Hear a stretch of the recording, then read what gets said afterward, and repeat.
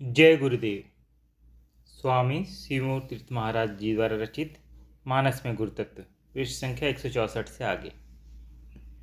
वही चेतन है तो वही जड़वत भी भासित होता है, वही सब दृश्यों के रूप में भी प्रकट होता है, वही सब जीवों के रूप में अस्तित्व ग्रहण कर उसमें स्थित है। माता पिता, मित्र शत्रु, गुरु शिष्य सब उसी एक तत्व की ही लीला है। काली भगवती, राम कृष्ण, शंकर गणेश आदि उसी के विभिन्न नाम हैं। जो राम भक्त है वही सच्चा गुरु भक्त है, जो गुरु भक्त है वही सच्चा राम भक्त है। ऐसे भक्त माता पिता गुरु के रूप में उसी तत्व के दर्शन करता है। वह मित्र शत्रु एवं पशु पक्षी में उसी को विराजमान पाता है। देखा आपने, लक्ष्मण जी ने एक ही वाक्य बोलकर मंदराचल उठा लिया, अर्थात संपूर्ण भाव व्यक्त कर दिए। लक्ष्मण जी के हृदय के उद्गार अपने आप अंदर से प्रस्फुटित होते थे। उन्होंने बुद्धि पर बल देकर ऐसा नहीं कहा, इसलिए उन्होंने कहा कि वह स्वभाव से ही कहते हैं, समझते हैं, मानते हैं, जानते हैं, देखते हैं। राम जी में ही गुरु, माता पिता सबको देखता हूँ। लक्ष्मण जी का कहने से यही भाव प्रतीत होता है कि उनकी दृष्टि अंतर्मुखी है। ऐसी अवस्था में गुरु तत्व अनेकता त्याग कर एकत्व में स्थित होता है। अनेकता का भाव बहिर्मुखी वृत्ति का सूचक है। वह गुरु शिष्य, पिता पुत्रादि आदि संबंध भाषित होते हैं। जब वृत्ति अंतर्मुखी प्रवाहित होने लगती है तो गुरु तत्व अपना विस्तार समेटना प्रारंभ कर देता है। वह विभिन्न जीवों, वस्तुओं, पदार्थों तथा दृश्यों का विलीनीकरण एक ही तत्व में होता जाता है। गुरु तत्व या राम तत्व का विस्तार ही जगत है। इसकी क्रियाशीलता ही जगत व्यवहार का कारण है। किंतु मैं व्यवहार की बात नहीं कर रहा, क्योंकि आपका तथा मेरा संबंध व्यवहार तक सीमित नहीं है। मैं आपके तथा अपने संबंध के यथार्थ धरातल पर निवेदन करता हूँ। इसलिए तो लक्ष्मण जी ने कहा, मेरे तो सब कुछ आप ही हैं। धर्म तथा नीति का उपदेश उसको करना चाहिए जिसे कीर्ति तथा यश ऐश्वर्य की चाहना हो। मैं तो मन, वचन तथा कर्म से आपके चरणों में ही प्रेम करता हूँ। राम जी भी गुरु रूप में अपने प्रिय शिष्य लक्ष्मण जी की परीक्षा ही ले रहे थे। गुरु जब शिष्य की परीक्षा लेते हों तब शिष्य उसको समझ न पाए एवं गुरु पर ही क्रुद्ध हो जाए तो परीक्षा में अनुत्तीर्ण हो जाता है। लक्ष्मण जी उत्तीर्ण हो गए। राम जी चलने की आज्ञा कैसे न देते। चौपाई। गुरु पितु मातु बंधु सुर साई, सेई अहीं सकल प्राण की नाई। रामो प्राण प्रिय जीवन के, स्वार्थ रहित सखा सभी के। अर्थ, गुरु, पिता, माता, भाई, देवता तथा स्वामी, इन सब की सेवा प्राणों की तरह करनी चाहिए। फिर राम जी तो प्राणों के भी प्रिय हैं, हृदय भी जीवन है तथा सभी के स्वार्थ रहित सखा हैं। उपरोक्त चौपाई में ये 5 बातें आई हैं। पहला, गुरु, पिता, माता, भाई, स्वामी की प्राणों के समान सेवा। दूसरा, राम जी प्राणों को भी प्रिय है। तीसरा, वह हृदय के भी जीवन हैं। चौथा, वह स्वार्थ रहित हैं। पांचवा, सबके सखा हैं।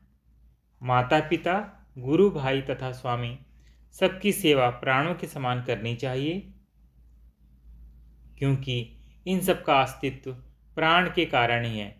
प्राण ईश्वर की चैतन्य शक्ति का पर्यायवाची शब्द है।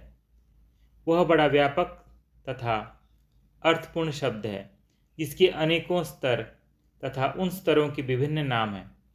जीवों में अंधकार का नाश कर चित्त आलोकित करने के कारण उसे गुरु तत्व कहा जाता है। इस शक्ति के क्रिया रहित हो जाने पर माता पिता आदि सभी भौतिक संबंध समाप्त हो जाते हैं। यही प्राण शक्ति ही देवताओं को देवत्व प्रदान करती है। इन संबंधों की सेवा करना प्राण की सेवा करना है। यह सेवा भी प्राणों से ही होती है। जब तक प्राणों की क्रियाशीलता के कारण जीवन है, तभी तक सेवा संभव है। यहाँ प्राणों का अर्थ जीव के अपने आप से है। मनुष्य सबसे अधिक अपनी सेवा करता है, अपना ध्यान रखता है। जब अपनी जान पर बन आती है तो सबको पीछे डालकर सर्वप्रथम अपनी रक्षा करता है। यह जगत का सामान्य क्रम है, किंतु भक्त अपने जीवन की चिंता नहीं करते हुए सर्वप्रथम अपने सेव्य की चिंता करता है।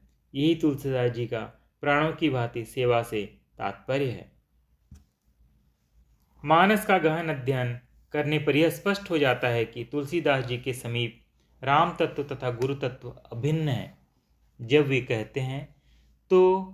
जब वे राम कहते हैं तो उनके समक्ष उनके गुरु होते हैं। जब वह अपने गुरुदेव का वर्णन करते हैं तो उनके हृदय में राम जी की छवि होती है। एक ही तत्व के दोनों स्वरूपों का अन्य नाम है चेतन तत्व। चेतन तत्व का नाम ही प्राण है। प्राण प्रिय उसे कहा जाता है जो अपने प्राणों अर्थात जीवन से भी अधिक प्रिय हो, जिसका वियोग हो जाने पर अपने प्राण स्थिर रख पाना भी संभव न रहे। जगत में प्राण प्रिय कहना या तो शिष्टाचार मात्र है या दिखावा। प्राण प्रिय का वियोग हो जाने पर भी मनुष्य पूर्ववत जीवन धारण किए रहता है, किंतु राम का वियोग हो जाने पर अर्थात प्राण शक्ति की क्रियाशीलता समाप्त हो जाने पर क्षण मात्र के लिए भी जीवन धारण कर रखना संभव नहीं। इसलिए वास्तव में प्राण प्रिय राम ही हैं। क्यों कोई इस बात को अनुभव करे या नहीं, यह दूसरी बात है। वह राम तत्व सब जगत के कल्याण के लिए रत होता है तो गुरु तत्व कहा जाता है। वह चेतन राम तत्व अर्थात गुरु तत्व ही जीवन प्रदाता है। उसी की विद्यमानता तथा क्रियाशीलता से इंद्रियां क्रियाशील होती हैं। उसी के संयोग से मन संकल्प विकल्प करने की शक्ति ग्रहण करता है। उसी से संयुक्त होकर ही बुद्धि विचारशील होती है। हृदय के अंदर की विभिन्न प्रकार की भावनाएं उसी चेतन सत्ता की विभिन्न क्रियाएं हैं, अर्थात जीव का आंतरिक स्थूल तथा सूक्ष्म स्तर और बहिर्दृश्यमान शरीर की प्रत्येक क्रिया उसी शक्ति की ही क्रिया है। वही शक्ति श्वास प्रश्वास की क्रिया में कारण है। इस प्रकार इस सारे प्रसंग को तुलसीदास जी ने हृदय का जीवन कहा है। चेतन शक्ति जैसा कोई भी स्वार्थ रहित नहीं है। जीव तो अपने प्रत्येक कर्म का किसी न किसी रूप में बदला चाहता है और न ही प्रशंसा के दो शब्द सुनने के लिए आतुर रहता है।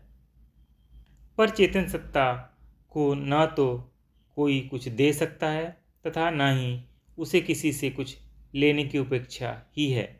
वह जगत का निर्माण करने के बाद भी छुपी रहती है। जीवों को जीवन दान देकर भी दो शब्द सुनने के लिए सामने नहीं आती।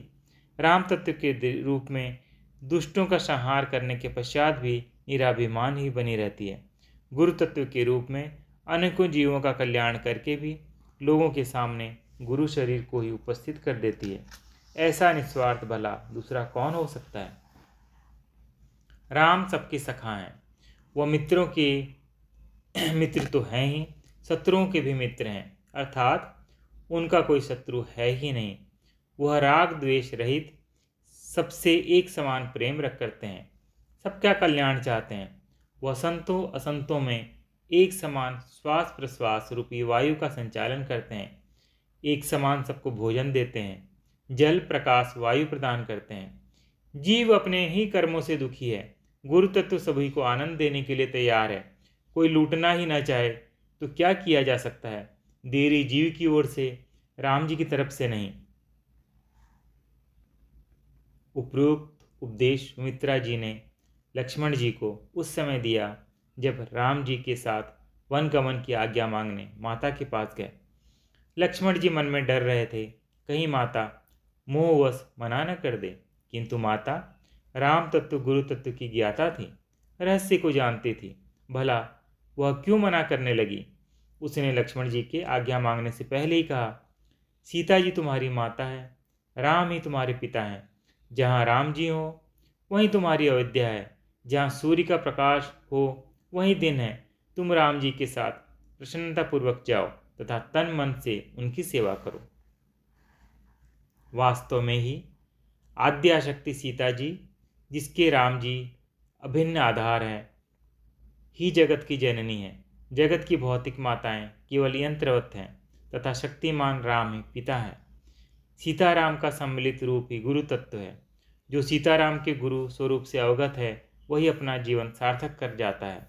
बाकी जीव तो व्यर्थ में जीवन को प्राप्त होकर मृत्यु का आलिंगन करते हैं। चौपाई। सचिव नारी गुर नारी सयानी, सहित सने करही मृदुबानी। तुम कहूँ तो न दिन बनवासु, करहु जो करही ससुर गुर सासु। अर्थ। मंत्री सुमंत जी की पत्नी, गुरु वशिष्ठ जी की स्त्री अरुंधति जी तथा अन्य भी चतुर स्त्रियां स्नेह के साथ कोमल वाणी से सीता जी को कहती हैं कि राजा ने तुमको वनवास नहीं दिया। सास ससुर तथा गुरु तुम्हें कैसा कहें, जैसा कहें तुम वैसा ही करो। कैसे कैसे कितने प्रकार के विघ्न आते हैं साधक शिष्य के सामने जब वह आध्यात्मिक उत्थान तथा कर्तव्य पालन के पथ पर कदम बढ़ाता है।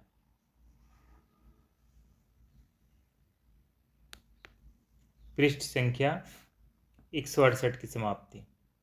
जय गुरुदेव।